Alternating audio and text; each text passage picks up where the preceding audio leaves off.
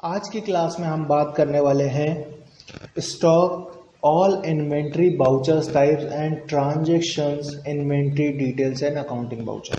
तो सबसे पहले मैं आपको बताने जाऊंगा यहाँ पर ऑल इन्वेंट्री बाउचर्स, यानी कि जैसे कि हमें अकाउंटिंग बाउचर्स मैंने आपको क्लास में बताए थे पिछली क्लास में, तो उसी तरीके से मैं आपको बताने वाला हूँ कि अब इन्वेंट्री बाउचर्स कौन से होते हैं। ठीक है, जैसे कि अकाउंटिंग बाउचर्स होते हैं वैसे इन्वेंट्री बाउचर्स है। अकाउंटिंग बाउचर मैंने बताया था आपको, जनरल बाउचर, परचेज बाउचर, ठीक है, sales voucher, contra voucher, receipt voucher, payment voucher, ये अकाउंटिंग बाउचर का टाइप है। तो इसी तरीके से इन्वेंट्री बाउचर्स के टाइप भी होते हैं और साथ ही साथ हम देखेंगे transactions inventory details and accounting voucher. इसका मतलब है कि आप जब अकाउंटिंग बाउचर में ट्रांजेक्शन करते हो तो उसकी इन्वेंट्री की डिटेल कहाँ देखोगे। तो सबसे पहले मैं आपको क्लियर कर देता हूँ कि ऑल इन्वेंट्री बाउचर्स टाइप कौन कौन से होते हैं। तो सबसे पहले मैं आपको बताने जा रहा हूँ इन्वेंट्री बाउचर्स टाइप। तो सिंपली क्या करने वाला हूँ, यहाँ पे वन बाय वन करके मैं लिख के दिखाऊंगा आप लोगों को।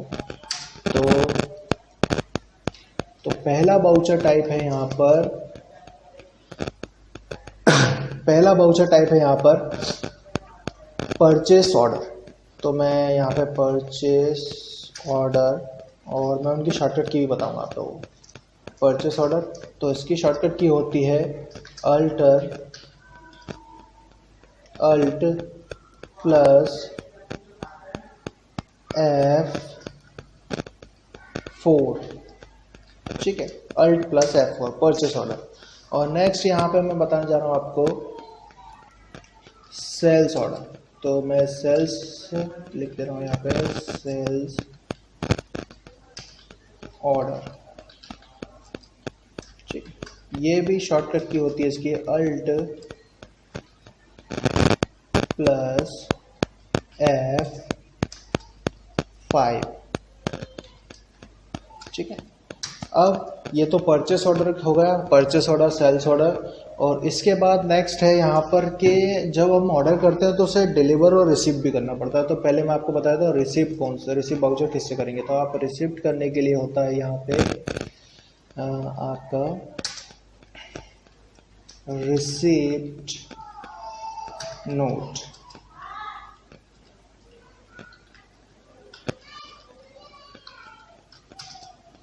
रिसीप्ट नोट, तो इसकी शॉर्टकट की होती है अल्ट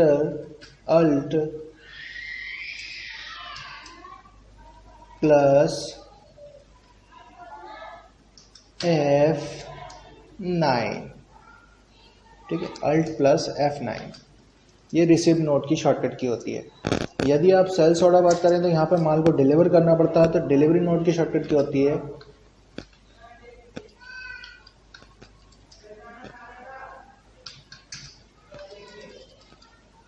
डिलीवरी नोट की शॉर्टकट की होती है आपका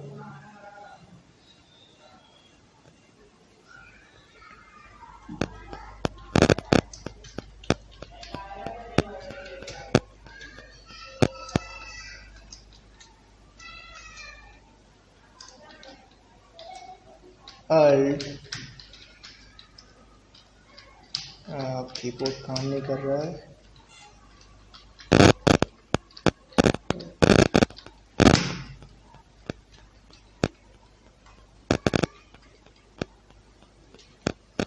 alt plus F8, alt plus F8।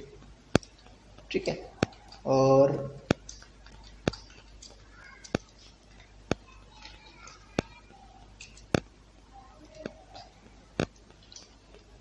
Alt plus F8।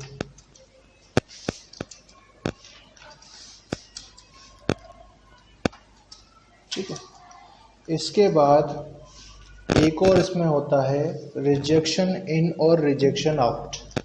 तो मैं आपको बता दे रहा हूँ कि रिजेक्शन इन कैसे करते हैं। तो हम यहाँ पे लिख लेते हैं पहले रिजेक्शन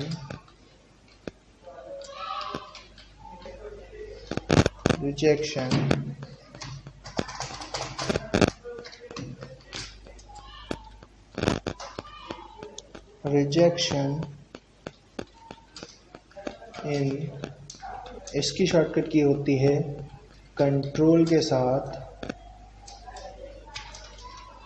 F6, कंट्रोल के साथ F6, ठीक है। और इसी तरीके से होता है rejection out.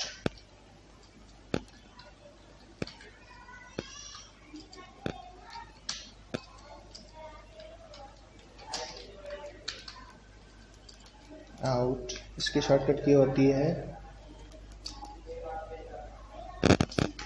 Alter plus F6,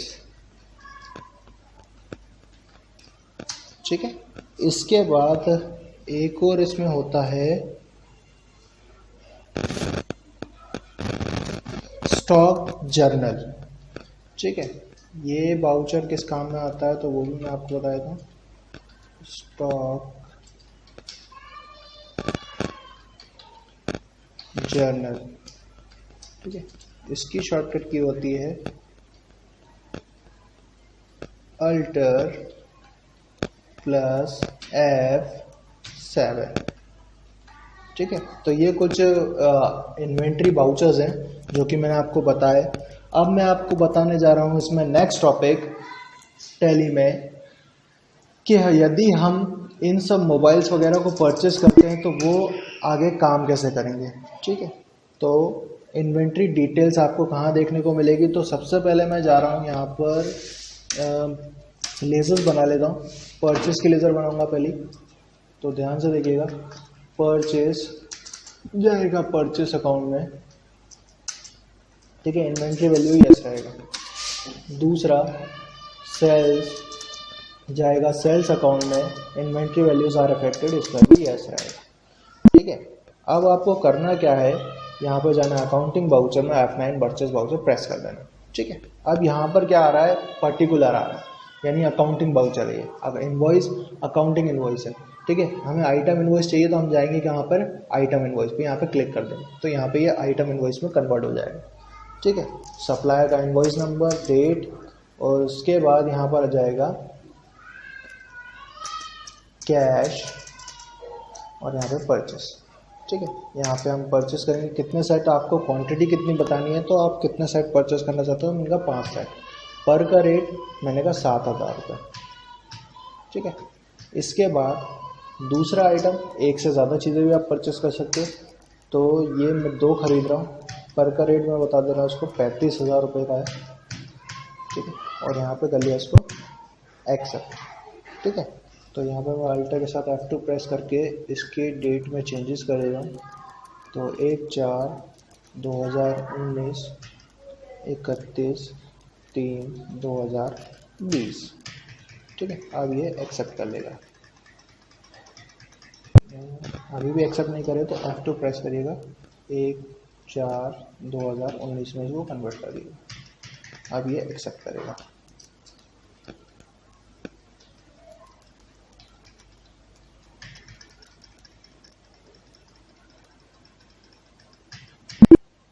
accept, ठीक है।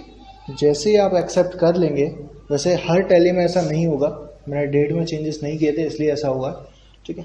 ऐड करिएगा तो आपको जो स्टॉक इन्फॉर्मेशन आप जो चाह रहे हो, स्टॉक डिटेल आप जो चाह रहे हो वो आपको मिलेगी, इन्वेंट्री डिटेल्स मिलेगी आपको स्टॉक समरी में, ठीक है। हमने माल परचेस किया है तो जो भी माल आप खरीदेंगे बेचेंगे वो यहाँ पे दिखाई देगा।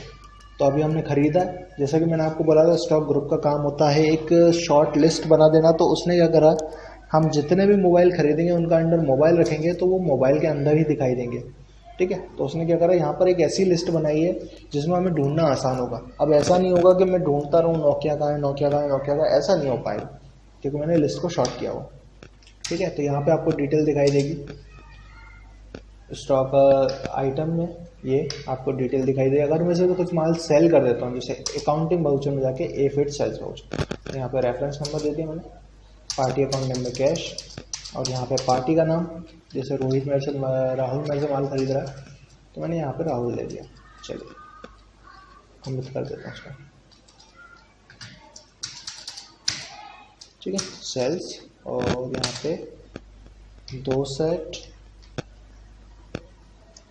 पर का रेट